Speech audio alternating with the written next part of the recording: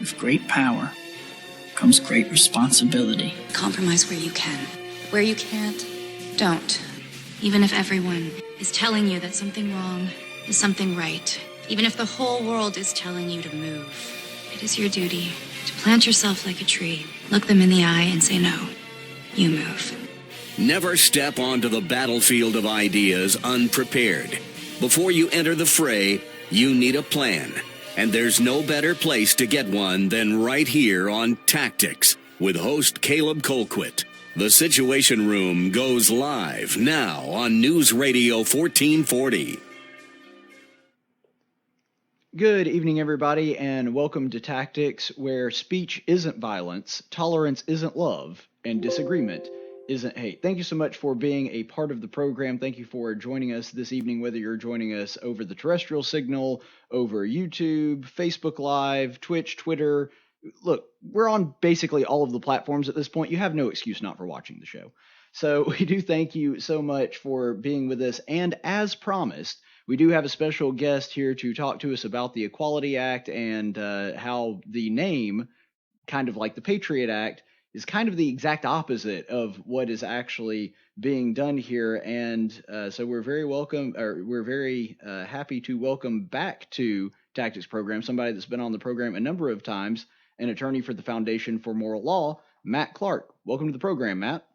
Thanks for having me on, Caleb. It's great being with you every time I get to do this, and I'm just glad that you haven't gotten rid of me yet. That means I'm not doing a bad job, Right. So thanks, I appreciate it. Right, because if you were, I'd totally never invite you back on the program. That's cool. Yeah, no offense taken. Yeah, it's really kind of a miracle that I've stayed on this program as long as I have.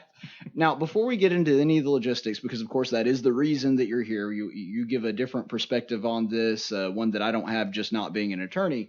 I do have to say this. Congratulations on your recent marriage to my former co-host, Laura, who I'm having to get used to. You know her as Laura Glidewell now. She's Laura Clark. So congratulations on that. Thank you very much. Thank you. Yeah, we dated for about 2 years, and then once we finally decided to get married, we had premarital counseling and everything already knocked out. A lot of the heavy lifting that you do during engagements, and we didn't really want that huge of a wedding, so we were just like, yeah, let's go ahead and do it. So first month of marriage has been great, and looking forward to many more. Excellent. Well, we certainly wish you the best, and maybe now people will finally believe me when I tell them, no, Laura and I really aren't dating. Like, you don't know how many people.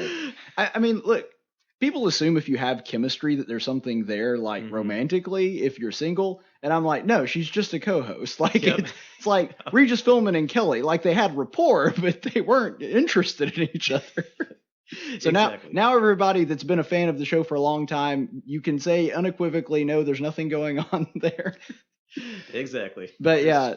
Sorry, proof's right here. There we Right, go. there you go. Got the wedding ring on. So, and we're certainly glad that you two found each other and wish you all the best. Thank you. So when it comes to the topic at hand, I actually haven't done a whole lot of coverage of this, not because I felt that it was unimportant, but because I knew that you said that you were going to come on. So I've held off the past couple days. But for those of you that don't know, and with the way that the news cycle runs, they really haven't talked about it very much. The Equality Act has recently been passed by the House. Now, granted, there's very little chance that it does anything in the Senate, and that's probably at least part of the reason that it hasn't gotten a lot of news coverage. But I think a lot of the reason that it hasn't gotten a lot of news coverage is because this thing is a nightmare. And the media knows that if middle America caught wind of this and understood what the Democrats were trying to do, it would severely hinder their election prospects. Yeah, I would certainly hope so. It's a very scary time in America where, the United States really was founded by people going all the way back to the Pilgrims who were, fleeing from the old world and wanted religious freedom. And even around the time of the founding, even people from evangelical and more Orthodox Christians to guys that were, a little, less conventional, like, Thomas Jefferson with their religious views. One thing that they all had in common was the sacredness of religious freedom. They wanted this to be a place where you could carry out your duties to God, worship him, commune with him, in a way that was not dictated to you by anybody else.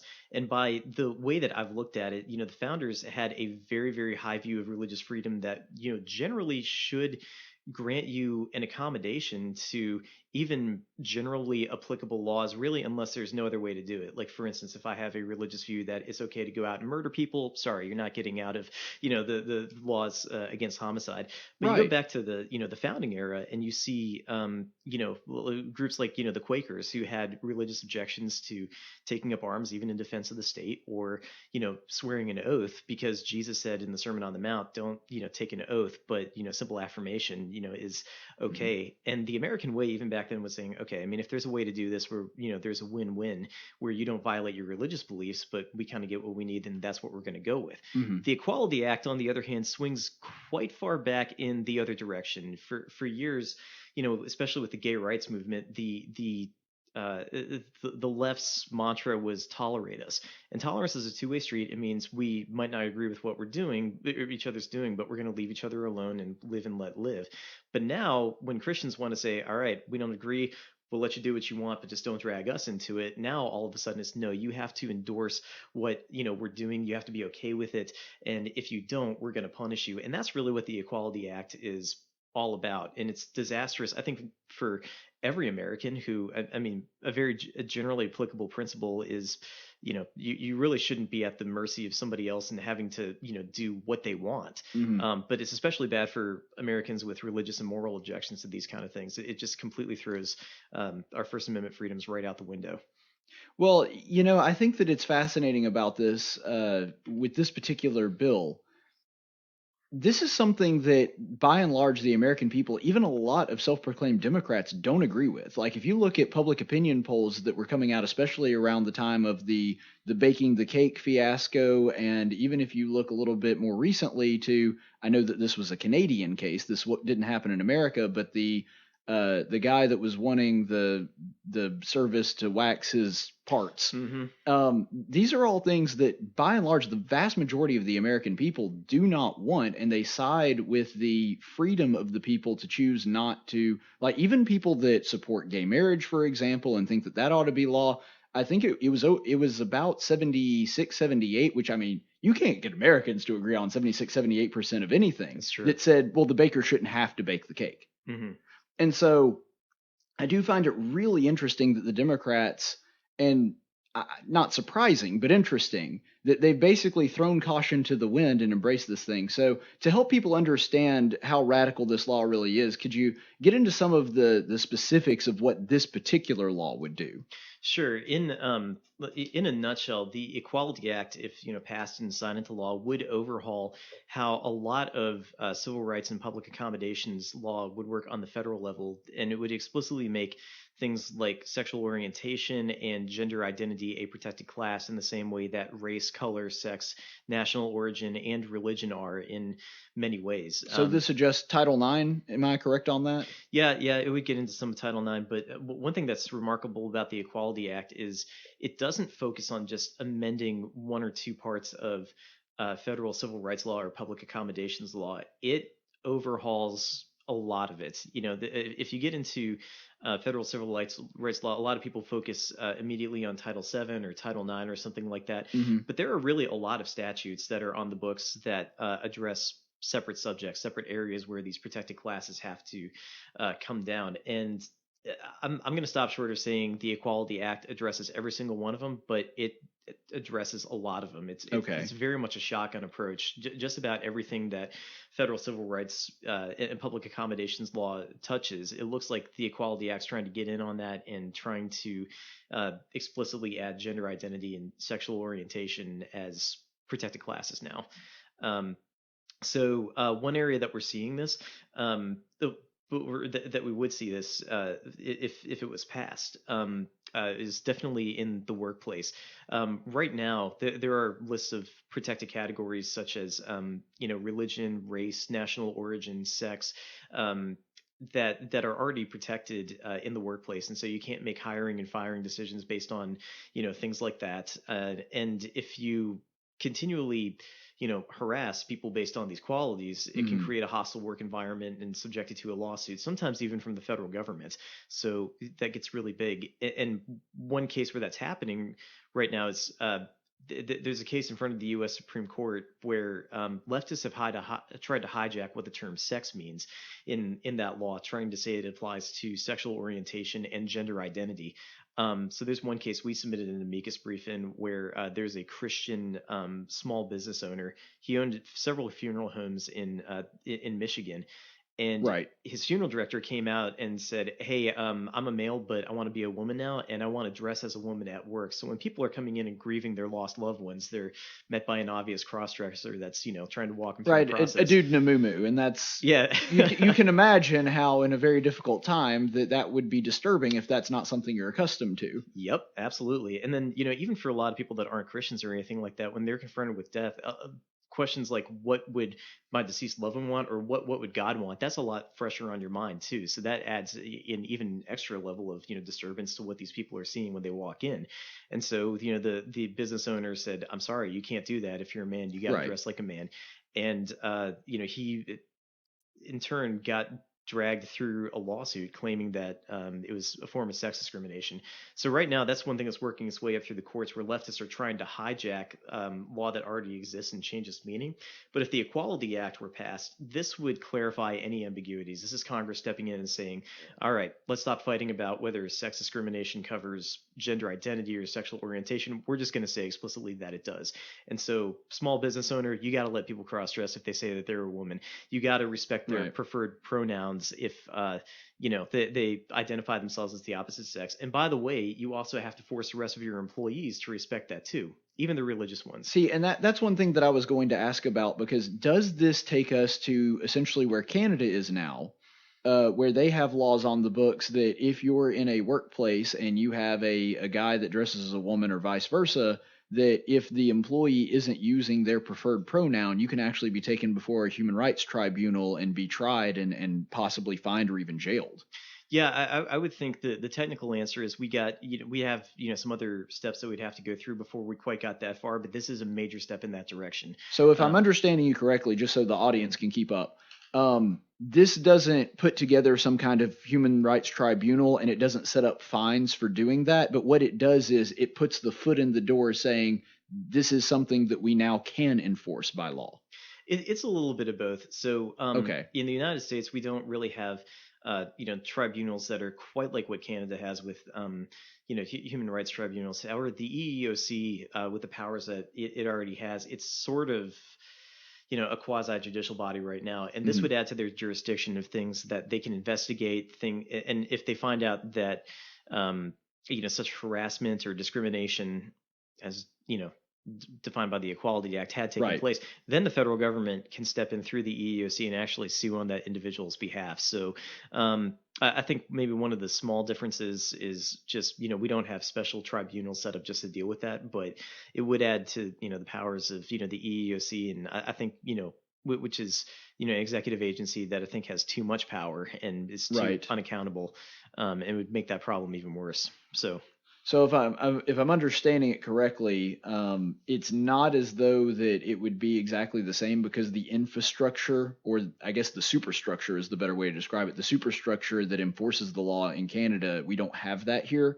But the issue that it's going to come up is the superstructures that we already have that exist that may not be quite as powerful, but they would still have the ability to enforce these rules. That's absolutely correct. And, I'm glad that you brought up Canada, because a lot of people don't know about this.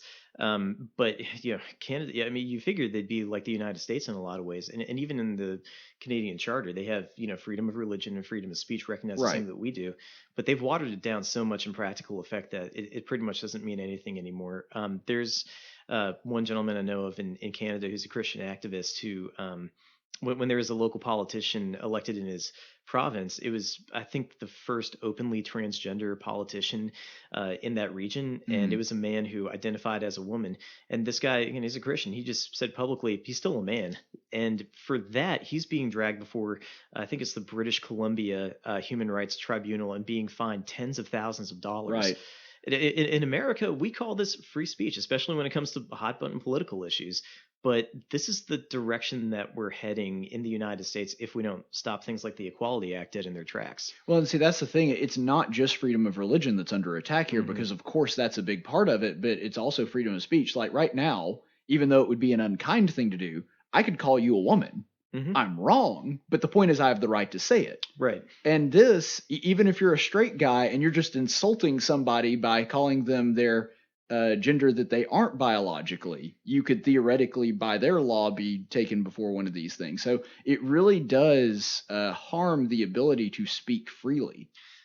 It does, absolutely. And one thing that I will say I think one thing that America does have going for it right now is with the conservative majority that we have on the U.S. Supreme Court, they have come out with several good decisions on free speech over the last couple of years. And I'm just hoping that line holds, because they've really underscored the point. It's when it involves things like sensitive, emotionally charged, politically charged issues. That's actually when free speech needs the most protection. Absolutely. If we're going to have a free society, we need to be able to, argue this out without the government coming after you and punishing you for just a viewpoint that it doesn't like. So, well, free speech is one of those things that I understand that there are people that take it to the extreme on certain levels with different political issues. But free speech is one of those things that I don't think you can be enough of an extremist, because if you're not a free speech absolutionist, then you're not for free speech. That's really the issue that you run into with that because of the nature of the beast.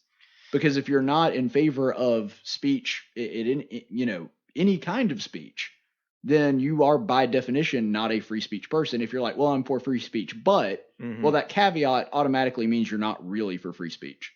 Yeah, I agree with you completely. I think it was that would be like, I'm a Christian, but I don't believe Jesus Christ actually existed. Well, you can't. Like that's kind of the breaking point.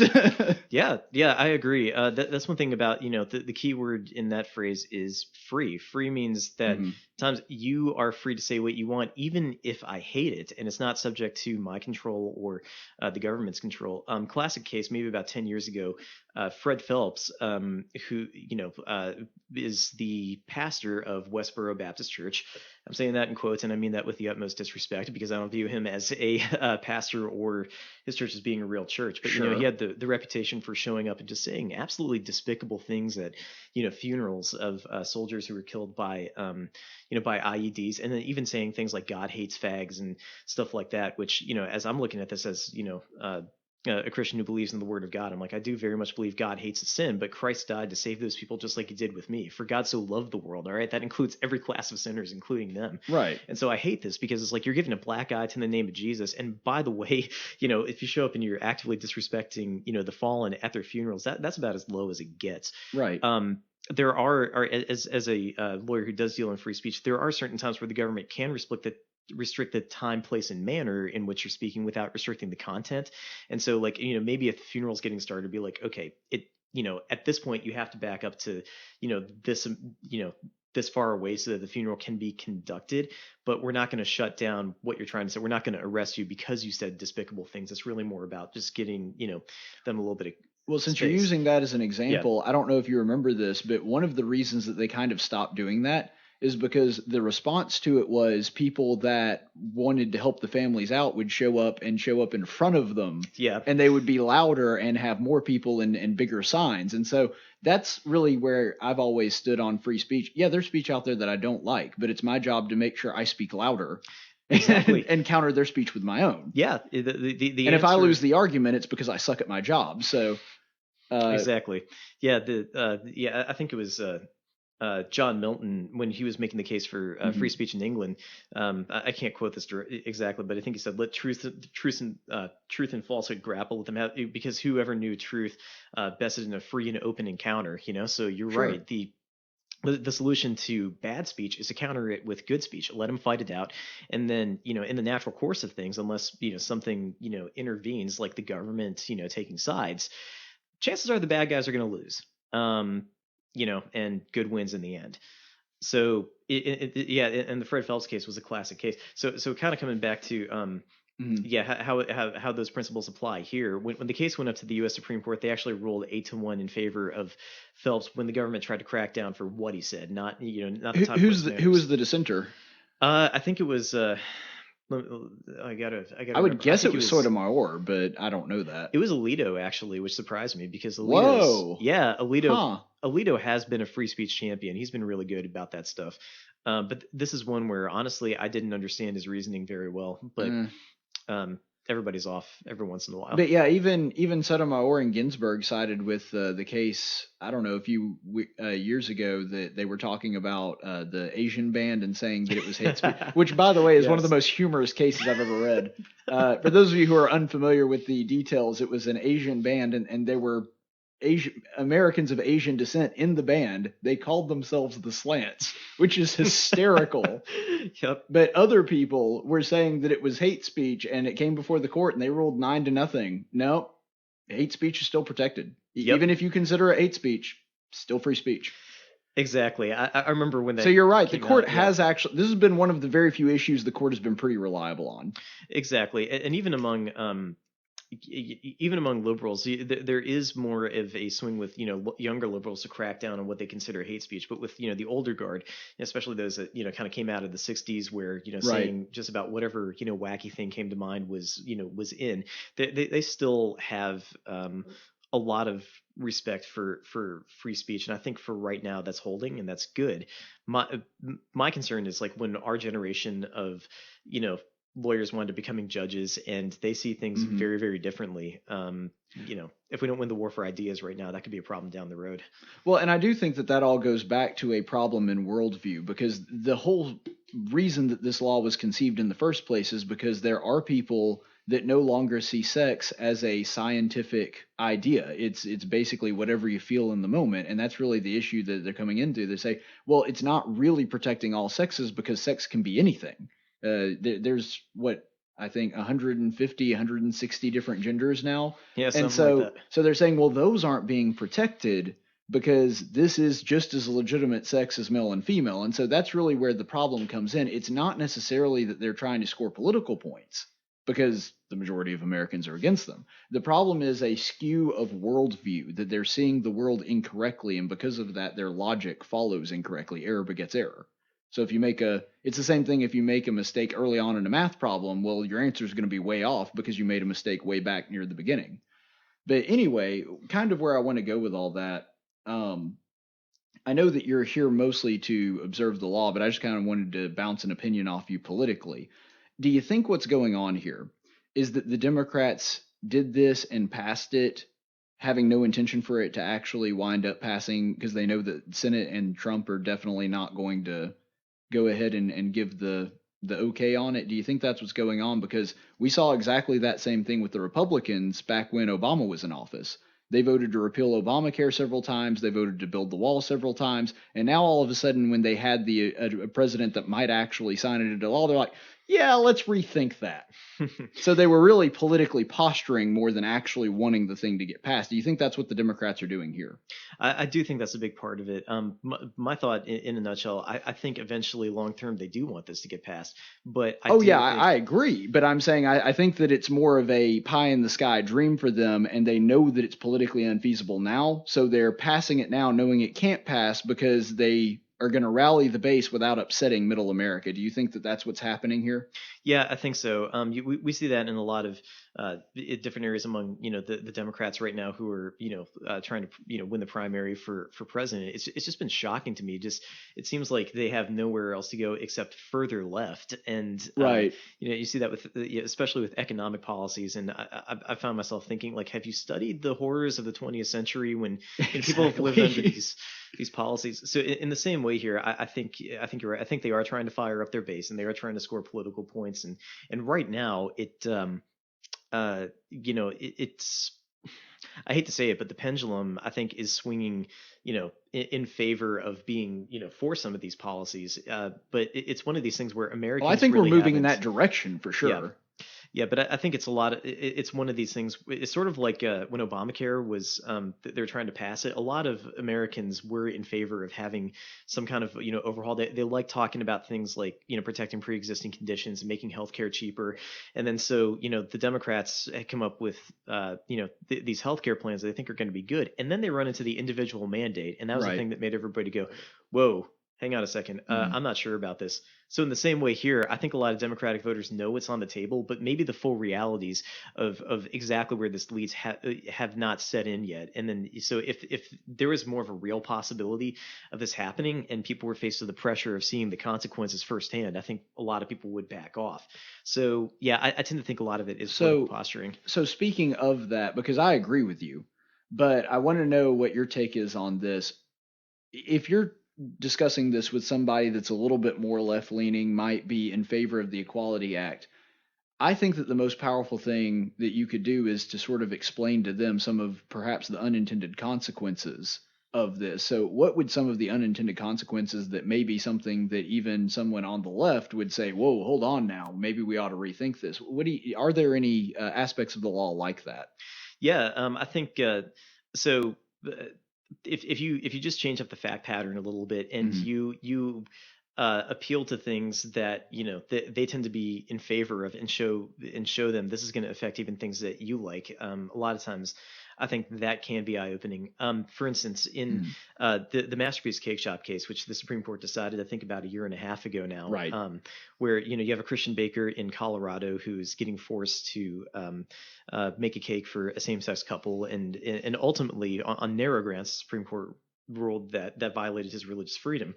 Right. But a big part of the equation, it was master level trolling by another Christian activist out in Colorado who said, okay, if we take these laws to their logical conclusion that you have to bake what I want and you don't really get to object to it, I'm going to walk into a cake shop and say, hey, bake me a cake that says God hates fags or something like that, which, even as a Christian, I would object to things, that are, that's that harsh. But, the whole point was, I'm going to turn the tables on you, get back in your face. And if we take your principles to their logical conclusion, you have to bake whatever I suggested, no matter how important it is to you, and you don't have to get out of it. So the Supreme Court really pointed that out. It's a useful example. The one that I always used back when we were talking about this and it was kind of all the rage in the media is I said, and I think that this hit home especially because we're living in Montgomery, Alabama, I said, so if I went into a bakery owned by a black family and I want them to bake a cake for my Klan rally, like they have to do it. That's what you're telling me? Yeah. I mean, that is, or a Jewish owned bakery, they have to bake me a swastika cake. Like that, because if that's what you're saying, if you take it to its logical conclusion and they can't object no matter what it is, or I said, let's even reverse it. Let's say that I want a t-shirt that has 1 Corinthians 6 on it, which contains the verse about homosexuals being unable to enter into the kingdom, or Romans 1, where it talks about homosexuals being of a depraved nature and a depraved mind. It's like, can I make a t-shirt shop that's owned by a gay couple? Do they have to print that? Yeah. If you take those principles to their logical conclusion, they absolutely have to. I think those are great analogies. And even as I've talked to people who are more left leaning, sometimes these are the arguments that you have to use in order to wake them up. I remember, I think around the time Masterpiece was decided, Steven Crowder did something that I thought was pretty genius. He went to some cake baking shops in Dearborn, Michigan, which has a very heavy Muslim population. And he posed as a gay man who was, getting married to his, his partner. And, like I believe that was not Gay Jared, wasn't it? Which is ironic because his name is not Gay Jared. But... Yeah, exactly. But yeah, he walks in and he's got people filming him where he puts on this little bit of a show and he says, I want you to make a cake for us that says Jared and Steve forever. And then the Muslim guys are like, no, I can't do that. Right. And at the end of the day, Crowder was like, hey, listen, despite the fact they don't share my religious beliefs, I absolutely defend their right to say no on religious grounds. But it says, okay, here's my point. Where is the outrage from the left? All right, if you're so mad about, gay people or transgender people not getting, what they want in cases like this, then why don't you crack down on the Muslim the same way you crack down on the Christians? See, you don't understand, Matt. They're of an oppressed class, and because of that, they get a pass. Yeah. We're in the oppression Olympics here, and so it's just how many labels you can stack on top of yourself. And that's one thing that I don't want to get too meta because I want to keep on the subject at hand. That's something that I don't think that people really think about is I know that some of these guys are less sympathetic to the idea of a free market, but the hallmark of a free market is consent. that nobody is compelled to do anything against their will if they don't want to. And as long as you don't injure anybody else, then by and large, you should be good. And so this is the logic trail that I've taken people down. And this is the problem that I have with laws like the Equality Act that try to subvert this. If you're compelling somebody to do this, then in effect, you are in favor of slavery. Because if you are for coercive labor that a person must engage in, I get that they're getting compensation, but if they didn't want the compensation and to them it wasn't worth the compensation to do the act, and they can't turn you down, they can't say that, no, I will not use my skill, my labor, whatever it is, to participate in what you're asking me to, then you are in effect endorsing slavery. Yeah, you're absolutely right. I agree with you, and I'm glad that you see that. There have been times where I've tried to make the argument legally that I think there's a 13th Amendment violation here. Right. As you know, the 13th Amendment prohibits slavery and involuntary servitude. I would say this is probably more involuntary servitude. Right. I think it's closer to that, but you're right, because it's not like you're my permanent baker now. Yeah. So exactly. Yes, there is a difference there, but you see what I'm saying. The act itself, compelling somebody into labor that they don't want to do, that's the same thing. It's the same basic principle as indentured servitude. Yeah, I agree completely. I mean, at the end of the day, things like individual liberty, it's I'm starting to sound almost like more like a social libertarian here, which I don't go that far. But in many ways, it really is the right to be left alone, unless you're stepping on another person's rights. Sure. And liberty really is meant to be defense. It's like everybody has the right to to self-defense, but it's not it is not a protection against hurt feelings. We're really taking the idea of liberty and what government is meant to protect and turning it on its head when somebody else exercising their freedom to to back out all of a sudden now becomes hyper offensive, and we're going to drag you back in and force you to either praise this idea that you don't agree with or serve this person if you'd rather back out. And that's an important distinction, and I think you and I have actually had a conversation similar to this before, that one of the things that the court has decided over and over again, that even something that is a violation of the principle of free speech, when you're talking about forcing somebody into silence, as bad as that is, it's not as bad as compelled speech. Yeah. And this is exactly what that is, because if you're in a workplace with a guy that's walking around in a sundress and a wig on, and you have to call that person a woman, you're not allowed to speak freely, then you're compelling speech. You're not just forcing the person to remain silent. Yeah, I agree with you absolutely. And for what it's worth, so does the U.S. Supreme Court. Last year in Janus versus some long union name. It was like 20 words because unions can't be efficient. But one of the many reasons I don't want to be a lawyer. Yeah, no, but Justice Alito wrote an excellent opinion where he said exactly what you did. He says, look, as bad as it is forcing people to remain silent, forcing them to actively praise something that they disagree with or something, that's even worse. That's now earned the name of the compelled speech doctrine. And the general rule is this is about as egregious of a free speech violation as you can get. So I think you're absolutely right, and so does the Supreme Court. So one other thing I wanted to ask about, because as I understand the bill and some of the things that I've read on it, it also does this as well. Besides just what we've talked about so far, all government institutions at every level would now be compelled to not discriminate against somebody based on their gender identity. So in other words, if we're talking about your kid's public school, they can't keep males out of the female bathroom and vice versa, or the locker room, or participating in sports. So if you've got your little girl's track team, if she's going to be running, they have to allow a boy on if he wants to, and if he beats your daughter by several seconds and breaks a state record in the process and just destroys every female on the field because he's a biological male that's faster than them by nature, sorry, that's the way it is. Yeah, and that's becoming more and more of a real thing right now, especially in more liberal states that have laws like this already on the books. It's been in my experience, liberals usually get their way by hijacking law that already exists and twisting it to mean something that it doesn't.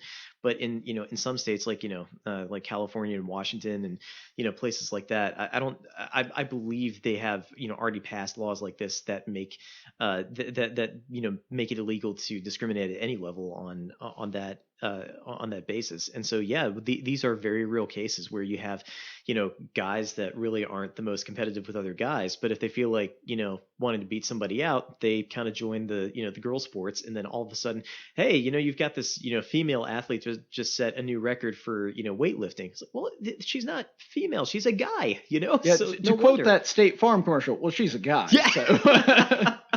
Exactly. But yeah, I think it was New Jersey that they had the two guys, genetic males, going on the track and field team and going on as women, and broke like 8 state records in one meet. And their final times were the two at the state championships were the two guys that were there.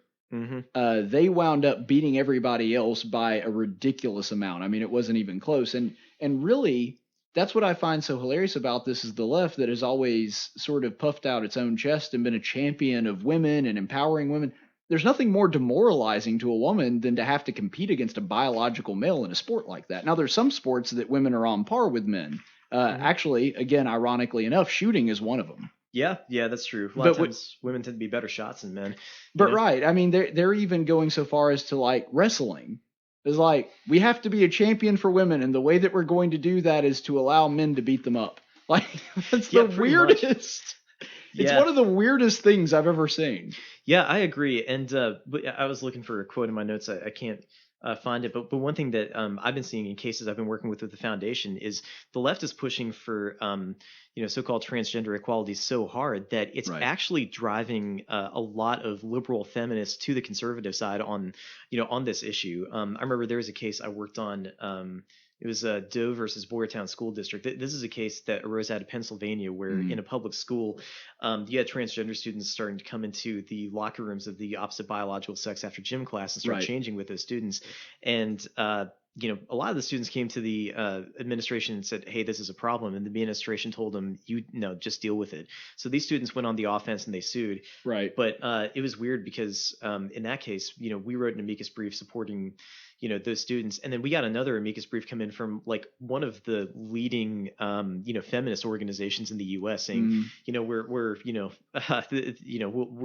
all about finding sex discrimination anywhere that we can in order to, advance women's rights. But on this one, it's like, you have any idea what this is going to do to set back the advances that women have made and put women at risk? One of my biggest concerns with all of this is how it blows the door wide open for voyeurism and sexual assault on women. Oh, absolutely. And that's one thing that a lot of feminists are starting to agree with as well. And then finally, coming back to, the issue of women's sports. I mean, this stuff is going to completely destroy women's athletics. I mean, sure, granted, I'm sure there are, a lot of women that could, beat me out at certain sports if I jumped in with theirs. Oh, absolutely. We're not exactly imposing physical specimens, you and I. Yeah. Really. So yes, there would be some women that could probably. I'm sure there are some WNBA players that would wipe the floor with me in a round of basketball. Oh yeah, but as a general rule, like if they play, one of the most hilarious examples of that, we remember just a few months ago, everybody was all up in air about the equal pay for women's soccer. And one of the national women's soccer teams got beat by a bunch of 15-year-old boys, like a private high school played an exhibition against them. They destroyed the national women's soccer team. Yep. Yeah, you're absolutely right. And so, that just goes to show, on average, look, sorry if this ticks off a lot of feminists, but on average, men are stronger than women. So it's going to happen. If you open the floodgates, I'm sorry, that's what's going to happen. And I mean, that's not even to bash women, of course. It's just they have a different standard. A great example of that. And thankfully, this hasn't really bled over into this yet, which I'm thrilled about, because I'm convinced the second that it did, it would ruin it. The Olympics have actually been pretty good about keeping the men and women's sport separate. Now, when you win, doesn't matter if you're a man or woman, you still get a gold medal. It's still a big accomplishment. We still treat you like a big deal, and should. But if you start having to compete against men, I'm sorry, I got bad news for you female Olympians. You're going to have only men winning the gold. Yeah, that's a good point. You're absolutely right. One thing that's weird is, compared to most other Western nations in the world, America is still, more on the conservative side of, where a lot of things like European nations are. Right. But I will say that just based on a little bit of studying I've done, to the Europeans' credit, they have with things like some of these issues like same-sex marriage or this transgender stuff, they have not been as quick to rush into some of this stuff as liberals in the United States have. They've even had Right. a little bit of common sense about them, realizing at the best this stuff is still debatable, so we're not going to take up arms and rush in to to come to the defense of things like men that want to compete in women's sports. Is like we're just going to back out and Well, stay out of this. I'm not sure if this is the reason behind that, but I think that a lot of it has to do with they're thinking what a lot of people, whether you agree with it or not, are still thinking about this, which is this is pretty new. Yeah. And that's the thing. Like, you can look through human history. Homosexuality is not new. Homosexuality is, I mean, in the Bible, it's recorded as early as the early chapters of Genesis and Sodom and Gomorrah. We know that it was common practice in several other nations outside of Judaism. The Greeks were famous for it. So homosexuality is not a new thing. But to my knowledge, there has never been a society in human history that looks at a man and says, that's a woman. Like, cross-dressing's not new. But the idea of, no, they're literally a woman because they think they're a woman, to my knowledge, that's not really happened before. Yeah, that's an intriguing concept. Worth research. I hadn't thought about that, but you just gave me an idea to look into for when we do amicus briefs addressing Oh, some of good. this stuff. So that's definitely look into that. Glad to know I'm helping. Yeah, you absolutely are. Absolutely are. Can I get a credit in that amicus brief? I could drop a footnote and just be like, Right. as Caleb Colquitt says. Yeah. But I don't know. My mind was jumping back to I think that passage from First Corinthians that you referenced, where one of the characteristics where it says if those who practice these things shall not inherit the kingdom of God. I think the way New American Standard puts it says the effeminate shall not, and I think that means effeminate by perversion. So people that try to change their gender. I think there is an Old Testament passage too where it talks about a man shall not wear a woman's clothes and a woman shall not. But yeah, that's actually in Exodus. Yeah. So. Okay. So that's new, but you're right. The little bit of a distinction here between, all right, I did something to myself or I'm dressing differently versus deep down inside, I think, I'm a woman, even though I'm biologically a man. Therefore, everybody has to treat me as a woman. That may very well be a brand new concept and a whole new level of crazy. I'm hesitant to go out and say for sure that I know that this is the first time because, first of all, Solomon says that there's nothing new under the sun. Yeah. So, it's possible that societies have dealt with this, but I don't think they've dealt with it on a massive scale like this. And that's one of the things that I think Europe might be saying, hold your horses, let's give it some time and then maybe see how this is going to be adjusted. Because the thing is, no level of surgery or hormone therapy, obviously you pump a woman full of testosterone, it's going to help her muscle building. But there's a difference in that and getting her all the way to the level of where she compete with biological men. Like, that's not something that science has been able to do yet. Maybe one day it will. I don't know. But the point is, until we can scientifically get there, I think we have to treat people as though there are two different standards and keep those two separated if we're going to have men's and women's sports. Because otherwise, I guess we could just put it in an open forum and just, well, the best players win. But if that happens, I'm sorry, you're just going to have a bunch of male NBA players and no female players. Like, I hate it for them, but that's what's going to happen. But yeah, I mean, I know cross-dressing isn't necessarily something that is new to the human race because there was that historic documentary that the Disney made, Mulan, where the answer to every problem is cross-dressing. You notice that? Every problem they come across, they cross-dress and it fixes the problem. But anyway, that's good. Thanks, Disney. Now, I actually do like that movie. It's a pretty good movie. But anyway, so yeah, that's kind of the problem that I think we're running into is this is something that, at least especially in recent history in Western society, this is such a new thing. And I'm not sure that we know how to deal with it, but completely altering the way that we by law observe basic scientific facts like sex is not the best way to approach this, especially not when it's this new. So is there anything else about this law that we need to know? Any other parts that we haven't covered? We've covered a lot of it. Now, the one thing that especially alarms me about the Equality Act is it goes out of its way to to say that religious freedom is not a defense for getting out of this. One thing that we're seeing across a lot of states and a lot of these lawsuits right now is the state will pass a law that it doesn't really mention religion one way or another, but it's just kind of a blanket rule. Everybody has to do this. And then the question becomes, well, if I do I get an exemption either on free speech or freedom of religion grounds, but right. And in response to that, some states have also passed, freedom defense or freedom protection laws. I know that they go by different names. Yeah. But, yeah, and Alabama's got one of those, and it's one of the strongest in the nation. Alabama's a really good state for religious liberty. I don't think we're in any immediate danger, but yeah, at the federal level, I mean, if this gets passed, there is one federal law in the books, and I'll try to give the 30-second version of this. In 1990, the Supreme Court made a decision that significantly weakened its traditional approach from free exercise issues, and Justice Scalia actually was the one that wrote the opinion. I think I love Justice Scalia, but I think he was quite off on this one. Congress steps in and passes what's called the Religious Freedom Restoration Act, saying, all right, Supreme Court rolled back protections, but legislatively we're going to step up and try to put it back in. That's been a very good law. The Hobby Lobby case in 2014 was actually decided on the ground of that statute, not the First Amendment itself. Okay. But in this one, look, if Congress giveth, Congress can taketh away. I don't think that was good grammar, but anyways, it's we'll work on your Elizabethan a little bit later. All right, sounds good. I got to ask Laura for coaching instructions on that. She's good at that. Yeah. But in this one, it goes out of its way to say, okay, this federal law that's on the books, the Religious Freedom Restoration Act, that generally provides more protection for people, it doesn't apply in this case. It's no defense.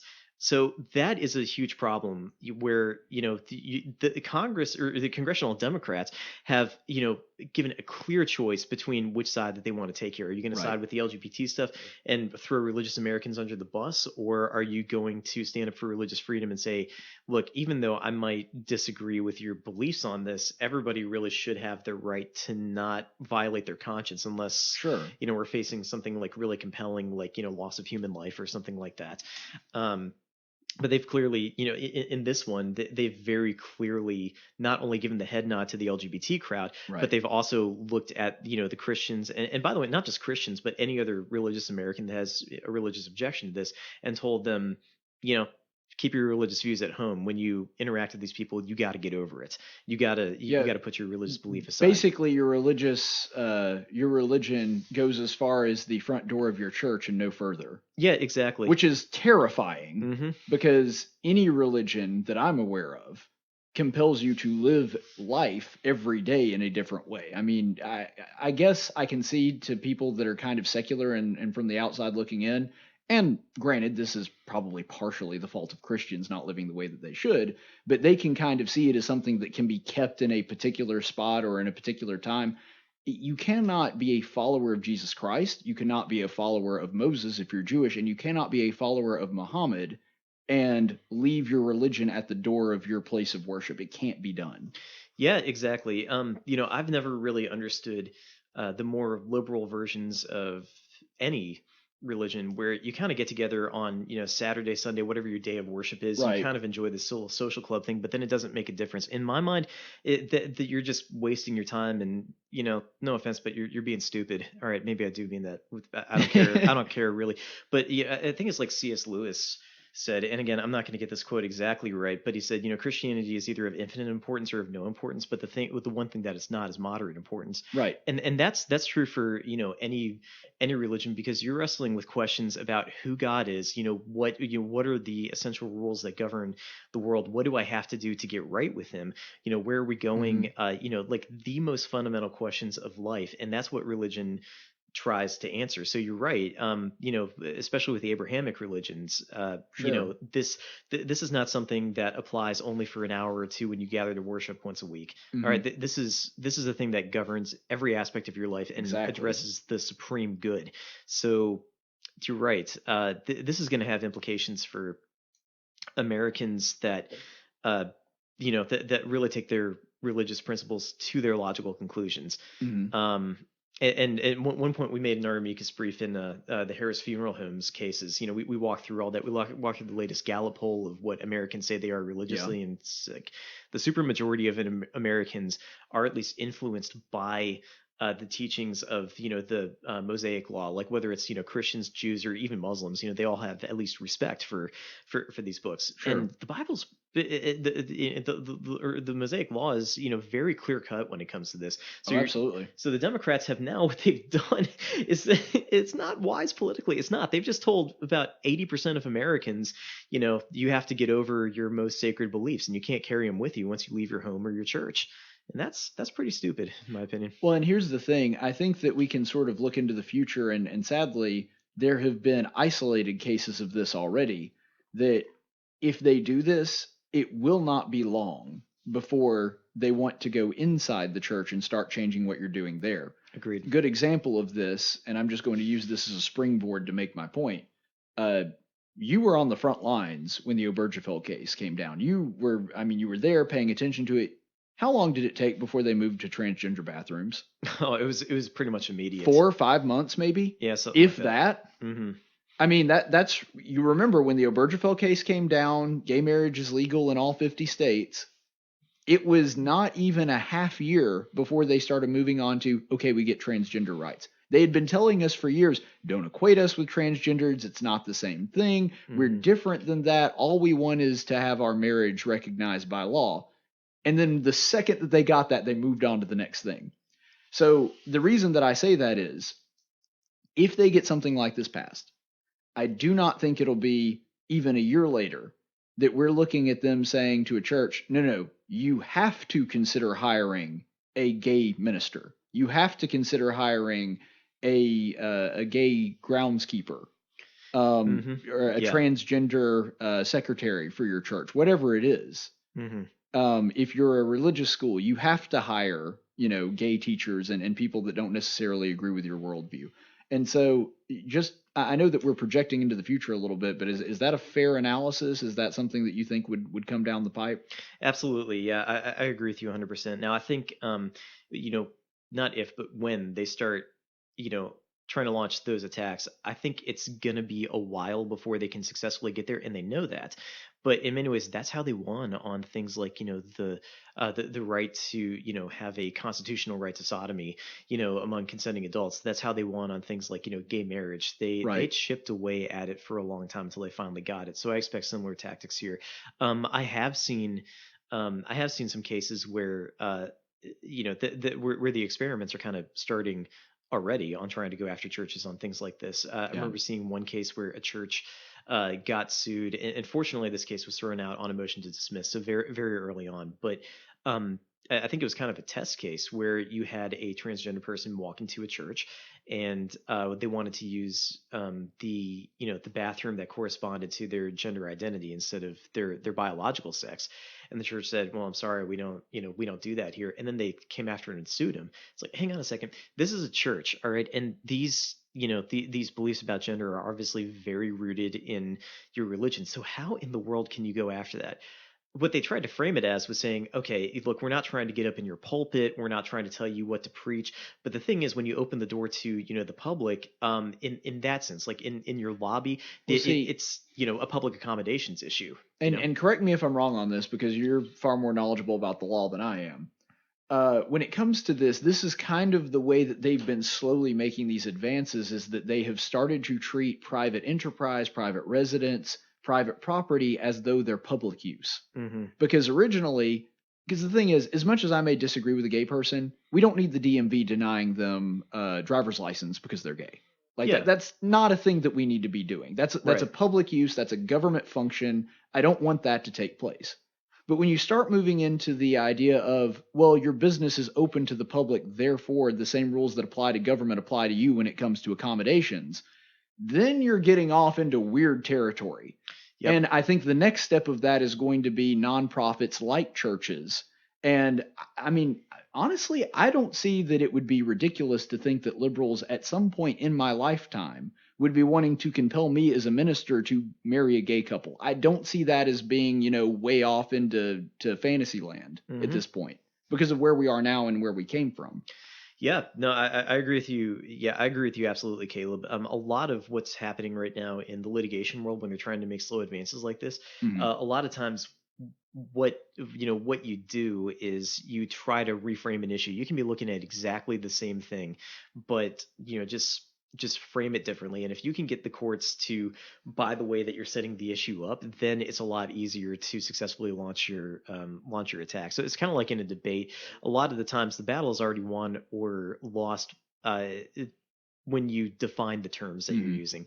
So it's very much the same way, and I think that's how they're going to try to keep slowly chipping away at at private rights and religious rights until they get what they want, is by successfully reframing it, reframing the issue over time until until they get it. So it's something that we have to constantly be vigilant about. There there's no oh yeah, the other point I wanted to mention too is I think as Christians, one thing that we should recognize, this is my opinion, but I think ultimately we have to realize it is a spiritual battle, and I think that's really what's driving the other side. I read a book maybe about 10 years ago called The Marketing of Evil by David Kapelian. He was a writer for WorldNet Daily, and that was really his thesis, is when you see things like this going on, what happens is, all right, you have people that are living in sin. All right, and the Bible teaches that God gives you, a conscience to tell you the difference between right and wrong, and to prick at you, but in order to ultimately produce repentance. Now, we can silence our consciences, but it takes work and it hurts. But you can get to the point where you're, as the scripture says, you sear your consciences with a hot iron. So if you can successfully silence that voice of God-given morality in your head, but then you run into somebody else who isn't even necessarily trying to preach at you, but is just living the right way. You know what happens? It resurrects that conscience that you worked so hard to suppress, and it hurts. It produces pain. It makes you want to scream. And the only way to stop that own personal pain in your head is to shut up the other person that's pricking your conscience and bringing you back up. So in the same way, yeah, I think just by the very nature of how evil works and what it's after in the end, it can't coexist with good, and it's not going to stop until it gets inside the churches, until it crushes the very message that's producing the opposition to what it's facing. So yeah, I don't think it's going to be content with live and let live or anything like that. It's going to come and try to stamp out the message in the end. Well, to go along with that, and I know that we're actually moving somewhat outside the realm of law right now to get more into theology, which I'm fine with on this program. If I'm the devil and my goal is to get as many people to not be saved as possible, then I don't want the church to go away. I want the church to become an instrument for me, so that people can feel like they're in God's good graces while not being it. I mean, to me, that's the far more effective strategy. And if what you're talking about actually takes place and the church gives way to this, and the church is preaching that, the right way to go, the way to be in concert with God, as it were, is endorsing all of these sins and being tolerant of them, which that's one of the maxims of my show, tolerance isn't love, because it's not. Yep. That tolerance is the calling instead of love, then there's going to be a whole lot of people that ride a church pew all the way to hell. I mean, there's just not a nicer way to say it. That's a good way to put it. Yeah, I agree with you completely. I remember back, I think it was 2004, 2005, I went on a mission trip to England. That was very eye-opening for me. Like, initially, I didn't want to go because I kind of thought, like, you think of some of the foremost Christian countries in the world, think about, like, the United States and England. I'm like, I don't want to go where Christ has already preached. I want to go somewhere else where, it's going to be harder. Right. But when I went over there, I ran into so many people that had the mindset exactly like you just described, and it was quite eye-opening to me, saying, oh my gosh, this is where Western civilization is. And by the way, this is where the United States is heading, in about 20 or 30 years, unless we turn it around. But yeah, traditionally, the U.S. is always about 20 years behind the U.K. Yep. And I remember running into so many people who, they considered themselves Christians because they were English, and just kind of by default over there, you're part of the Church of England, unless, you consciously decide, you want to get out of it.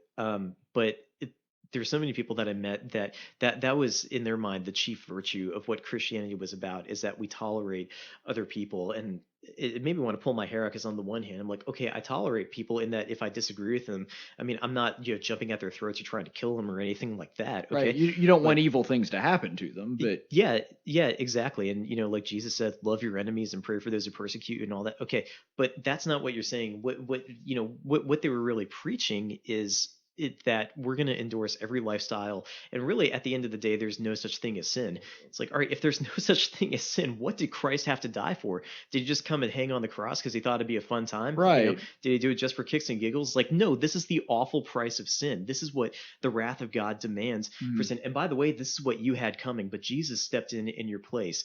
All right. And so there is a way out of this. There is forgiveness, there is repentance, there is eternal life, but you have got to turn your back on sin. And that requires recognizing sin for the evil and the awfulness that it really is. But you're right, if the church just throws that out the window and has this idea of, tolerance meaning everything's okay, then what are we doing? Right. But there's no reason for the church to even exist if we're just dealing with a whole bunch of people that are fine as is. Yeah, exactly. But you're right. There were so many people that went there that I think, the way that you described it was riding to hell in a church pew. Sadly, that's where a lot of the Church of England was. And if the devil tries the same tactic on churches in the United States and wins, then goodness gracious, the one instrument, the church that was meant to be used as the messenger of the gospel, is now speeding people along to hell faster than they were before. It's awful. And doing so in a way that it's deadened their conscience to think that they're fine with God, and in a way that they wouldn't be if they were maybe outside the church and at least had a sense that they needed to do something to improve that relationship. But Matt, thanks so much for coming. I know we've kept you longer than we said that we would. But it's always a pleasure to have you. Before we go, if somebody wants to support your work at the Foundation for Moral Law, if they've heard something they like and are interested in getting involved, how do they do that? Oh, thank you, Caleb.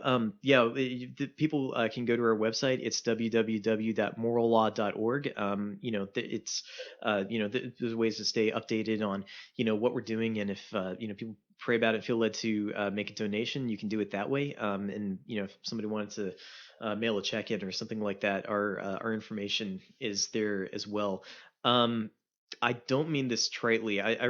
We really would covet everybody's prayers. There is a lot going on right now in the litigation world involving the issues that you and I are talking about, and a lot of people just don't know about it. So we are trying in a very, in a good way to kind of try to be a thorn in the side of the courts, where we're jumping in on just about every case that we can where this is going on, because if you let things slip by and the courts rule the wrong way, then they set a precedent that is very hard to undo and is going to affect millions of Americans that just weren't paying attention before.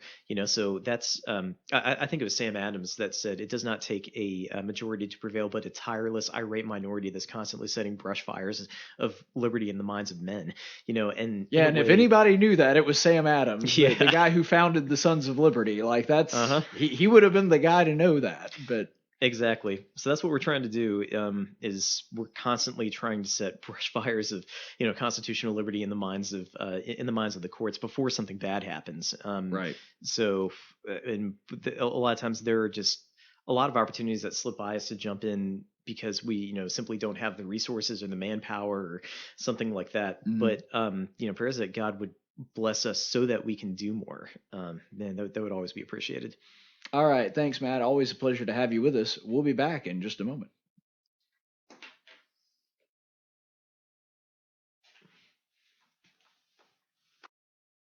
And now for a reading from the Social Justice Warrior Bible with Pastor Gregory Post. Welcome in. I'm Gregory Post, head pastor at the Eternal Living Word Trans-Denominational Community Church and Coffee House in Novato, California. Now it's time for a reading from the SJW Bible. Today's reading will come from Leviticus chapter 10, verses 1 through 10. Now Nadab and Abihu, the sons of Aaron, took their respective fire pans, and after putting the fire in them, placed incense on it and offered strange fire before the Lord, which he had not commanded them. And the fire came out of the presence of the Lord, which created a wicked cool light show for them to see, and totally got everyone feeling the Spirit's presence. Then Moses said to Aaron, "It is what the Lord spoke, saying, even though I didn't command you to use this strange fire, I totally understand your need to express yourselves in worship and keep yourselves entertained." So Aaron therefore danced and yelled with joy, knowing that his sons were having a good time at worship. Moses called out to Mishael and Ezaphan, and the son of Aaron's uncle Uzziel, and said to them, "Come forward, carry your relatives away in front of the sanctuary outside of the camp, for they have fainted from being overwhelmed by the power of God's coolness. So they came forward and carried them still in their tunics outside the camp, as Moses had said. Then Moses said to Aaron and his sons Eleazar and Ithamar, "Do not uncover your heads, nor tear your clothes, because God wants us to always be happy, and as long as we're happy, He's happy. Therefore, if worship doesn't give you an overwhelming sense of euphoria, you need to find another congregation, preferably one with a more dynamic pastor and band." So they did according to the word of Moses. And the Lord spoke to Aaron, saying, "Do not drink wine or strong drink, neither you nor your sons with you, when you come into the sanctuary, so that you will be able to drink more once you arrive. It is a perpetual statute throughout your generations. And so as to make a distinction between the holy and the profane, between the unclean and the clean, because when worship stops being fun or feels judgy, then it becomes profane and unclean." Wow, so inspiring. This has been a reading from the SJW Bible, and remember, the only truth that matters is your truth.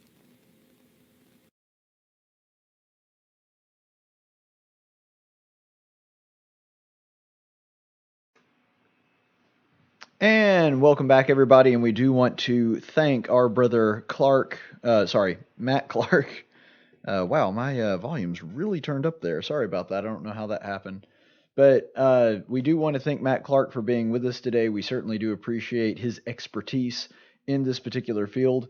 And I do have a breaking news update, which I know I rarely ever do this, but I'm breaking out my phone to go ahead and read some news because it does regard the state of Alabama. It is from Governor Ivey.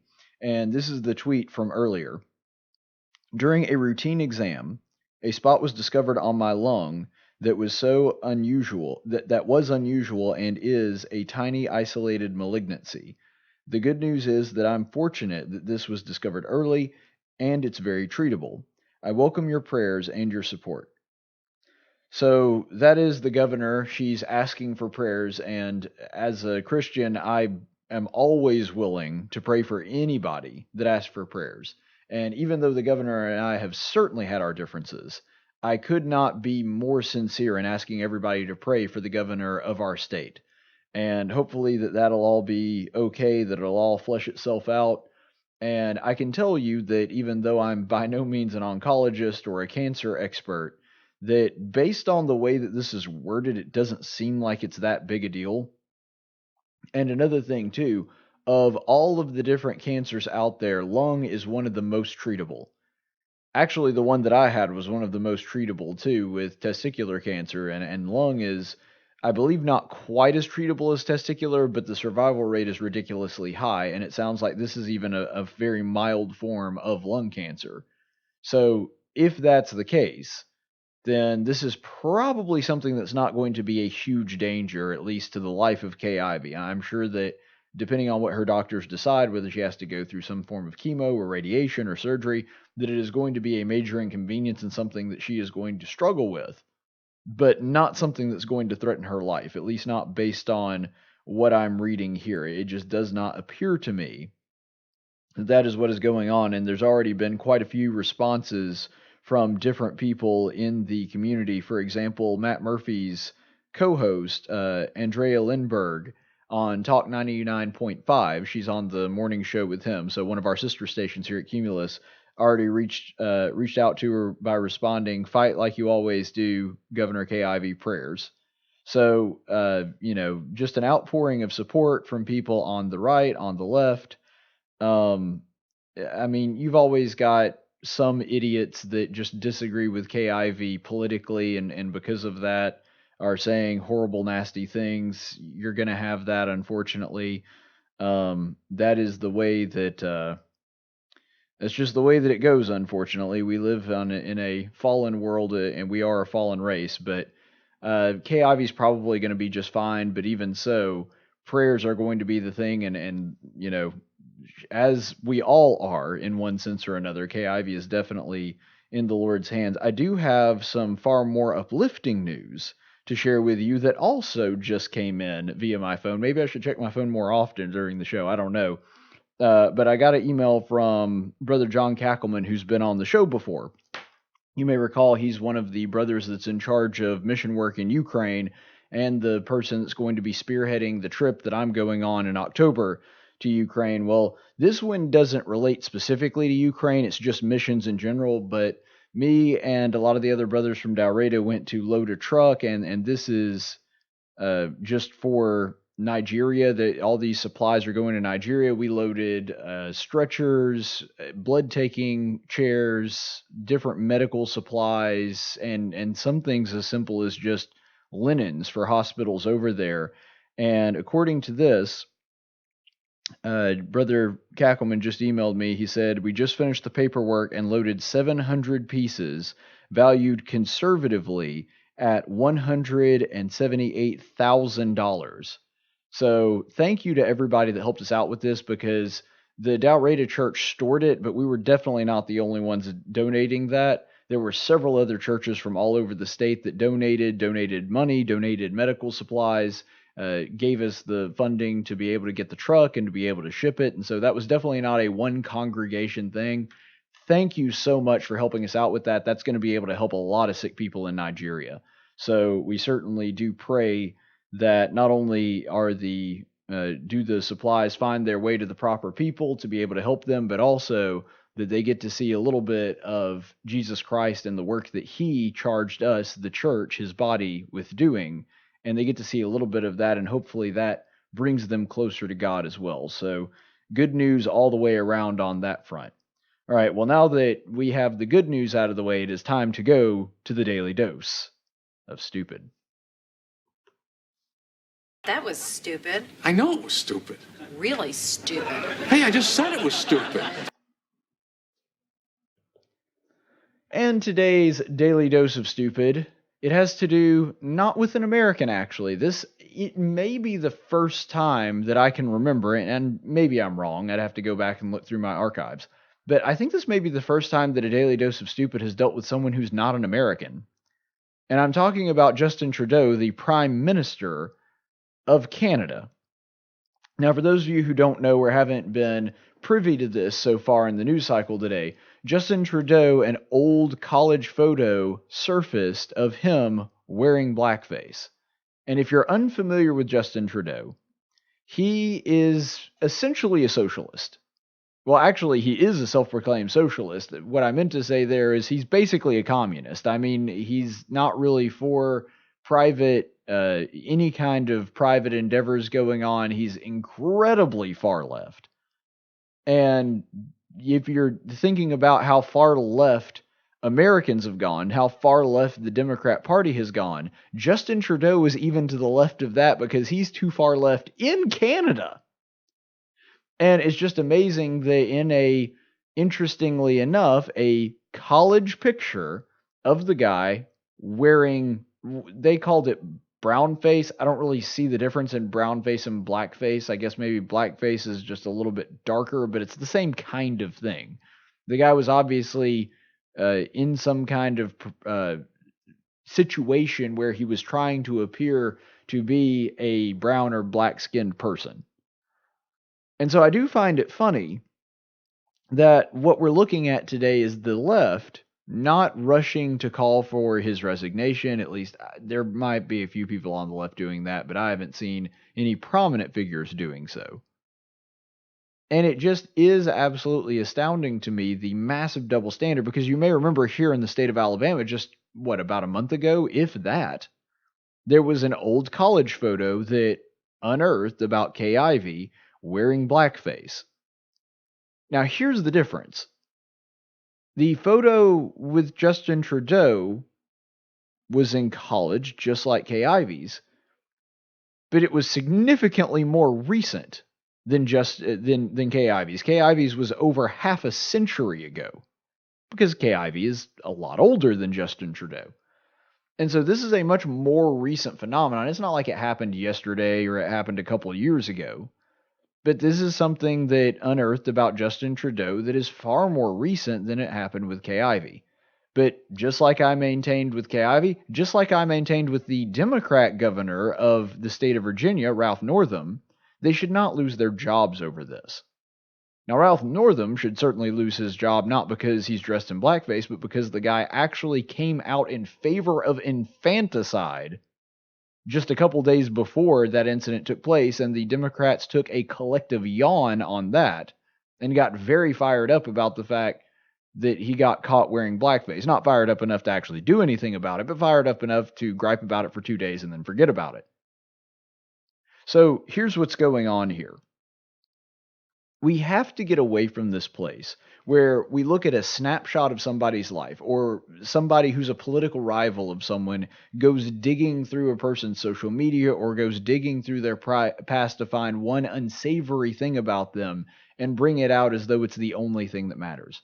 Humans have this weird aversion to nuance, and I'm sure that I've been guilty of this myself because I'm an imperfect human being too. I guess it's because we're lazy or something. But it seems as though we have this weird blind spot to where we do everything we can to actively avoid understanding difficult or uncomfortable concepts. And I find that very problematic. Because the issue that we have going on is that it's as though we don't want to understand the context. It's as though we don't want to understand what's going on. Look, first of all, applying our modern sensibilities to things that were going on in the past, as a general rule, is not a good idea. There are things that were offensive then and are offensive now, but would not have been seen as the taboo that it is now.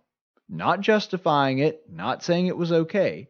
Here's the bigger point that I think is more important than the one that I made by a great margin. Because I think that one applies, but I don't think it's nearly as important as this one. We need to judge people by who they are now. I'm not saying that you forget their entire history. I'm not saying that you just ignore everything they've ever done in their past. But you have to judge people based on who they are now.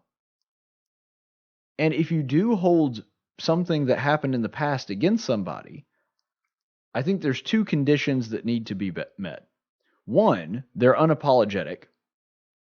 In other words, they say, yeah, I'm the same person now that I am then. I didn't see it as wrong then, and I don't see it as wrong now. That's one condition where if they say that, or they don't apologize or refuse to admit that they were wrong, okay, I totally understand why you're judging them based on a snapshot in the past about their life. Because if they refuse to apologize, they obviously still hold the same sentiments of said action. The second part of that is, the second condition that I think could be met to where you could judge somebody based on their previous actions, if you're looking at their action, there is a pattern of behavior and there is no pivot point, there is no repentance. Like, look at the guy Gunn, the director of Guardians of the Galaxy, that they absolutely crucified, and originally, granted, he's back on the job now, but even got the guy fired from his position for tweets that he made a long time ago that were racially insensitive, which he had already apologized for a long time ago and said, I don't want to be that person anymore. That's literally his own words. And then fast forward, and he didn't do it anymore. That's a clear sign of repentance. And I hold this standard with people I like politically, with people I don't like politically. I think that there is a grading on a scale of the person they are now versus the person that they were then, if they've shown a clear desire to repent and move forward. And I think that it is a virtuous thing to do, if they have done that and they have shown a genuine will to do differently from here on out, to accept that repentance as genuine and give them the benefit of the doubt. I don't think Justin Trudeau is a racist.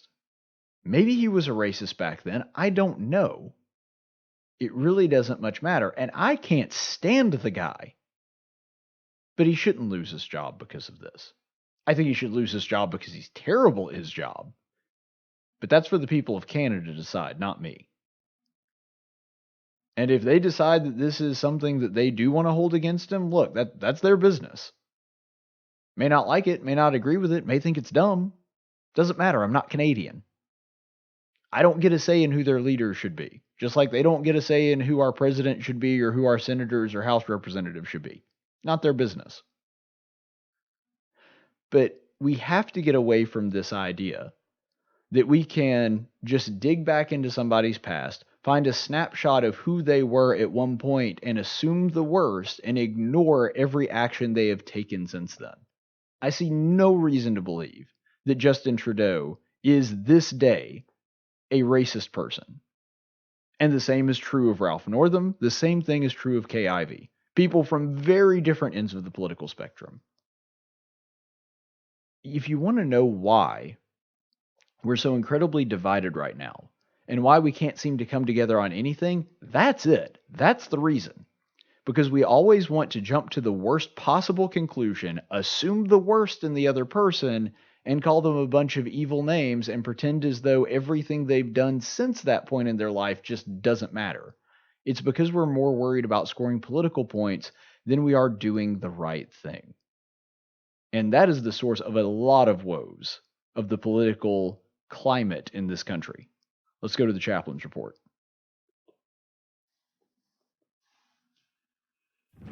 In 1775, the Continental Congress created the Chaplain Corps.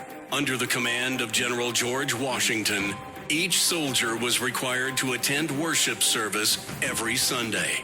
While other armies advanced on their feet, Washington's troops advanced on their knees.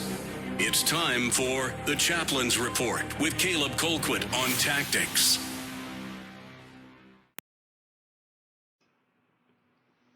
Today's chaplain report is going to come from the Psalms, and it has a lot to do with what we were talking about with the Equality Act with Matt Clark. And there's a important reason why this is a battle worth having. And I don't even necessarily just mean politically. I mean as a society, as a people. There's a reason that this fight is worth having. Because at its core, and I alluded to this while I was talking to him, at its core, the whole transgender movement, the whole homosexual movement, it all goes back to one thing. They don't believe that they are an important, precious soul that God created in a specific way to fulfill a purpose. So many of these people on the transgender side, a common line, a common explanation for why they are the way they are is, well, I was born in the wrong body. Or I feel as though I'm not really the person that my body says that I am, and therefore I can make sex and gender malleable and I can be whatever I want it to be. So I'm going to look at a verse today that is very often used in a different way that I want to sort of adjust the perception that we're seeing to get a different message. I don't think that the other message is incorrect, but I just want to look at it from a different perspective, and hopefully that'll help us flesh out the message that it's trying to convey. This comes from Psalms 139, verses 13 through 16. For you formed my inward parts. You wove me in my mother's womb. I will give thanks to you, for I am fearfully and wonderfully made. Wonderful are your works, and my soul knows it very well. My frame was not hidden from you, when I was made in secret, and skillfully wrought in the depths of the earth. Your eyes have seen my unformed substance, and in your book were all written the days that were ordained for me, when as yet there was not one of them. Now, looking at this particular passage, we often use this as a justification for God having formed children in the womb before they actually are born, and that talking about him imparting that spark of the divine, the soul, into the human being when conception takes place. That is not an incorrect analysis. It is not an incorrect understanding of that verse by any stretch of the imagination. That is definitely a lesson we can take from it. But sometimes I think we have an unfortunate tendency, and I probably do the same thing. We have an unfortunate tendency to, with a passage of Scripture that we're familiar with, we think, oh, we've got that one. We understand what that one is saying. And because of it, when we read through the verse, we sometimes ignore another biblical truth, another message or piece of wisdom that God is trying to impart with said message, because we think, well, we've got that one down. There's no reason to give it a second look. And it's not as though we academically reason that out in our head, it's just kind of an instinct. And so, even though I think that the common understanding of that verse is absolutely accurate, what else does it say about us? Is there another message that we can take away? To me, it's one of the strongest evidences against this idea that you can be, quote unquote, born in the wrong body. Because if you look at the way that God forms us, He creates us in such a way that it's intentional, that He wants us to do exactly what it is that He tells us. And that's the reason that really homosexuality and other sexual sins that involve sort of gender bender kind of ideas, the reason that they're sinful is because they are a rejection of God's gifts. God put me in a male body for a reason. There is a good reason that He had in His mind ahead of time for my life, that He made me a man. And that is true of every other man that has ever walked this earth. And it's true in reverse for every woman that has walked this earth. Gender is something that is not arbitrary, that God doesn't just flip a coin, all right, man, all right, woman. There is a purpose in that. That purpose may be for ourselves, or it may be relational, so that we can have a relationship in a certain way with other people. That's certainly a possible application of this. But the point is, God doesn't make mistakes. And when He made us, He did so in a specific way to serve a specific purpose. Just like He made Adam a man and Eve a woman, He made all of us men and women for a good reason. And part of that reason carries over into the idea of homosexuality being a sin. He made us male and female, and the two are supposed to work together, complement one another, and be in relationships with one another in a way that they're not with other human beings. And so to do anything other than God's plan is a rejection of His gift. And much in the way that other sins are a rejection of His gift.